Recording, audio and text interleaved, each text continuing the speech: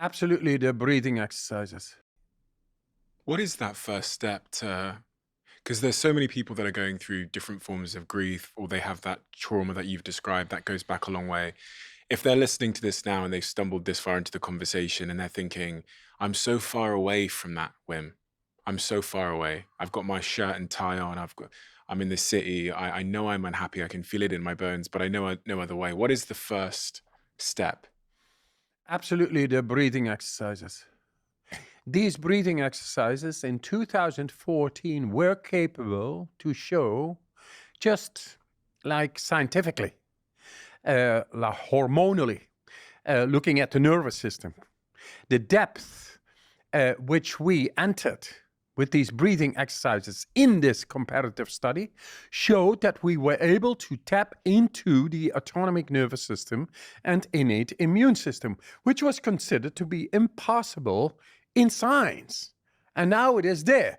It's not only the autonomic nervous system and the innate immune system, it's also the ability naturally to solve what is deeply stored up in our tissue, which could not be processed in the moment when it happened. Trauma. Wim, I've got some of those studies in front of me. I read through all of them ahead of our conversation, and they are quite frankly remarkable. They're quite frankly remarkable. They are peer-reviewed studies that have been published, went through very sort of scientifically rigorous processes to make sure that they were valid.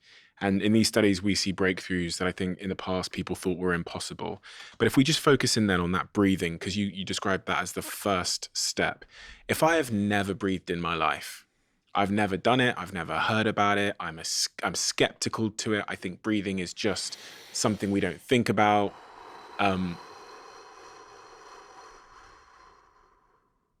What do you mean by breathing, and what kind of breathing? And can you explain to me, like I'm an idiot, what it's doing? What it is doing. For example, I'm now busy with cardiologists, and they saw in heart films that if you stop breathing after exhalation for 1.5 minutes, 5 times more blood flows into the brain and to the heart. This has never been shown. And now it has been shown through these breathing techniques.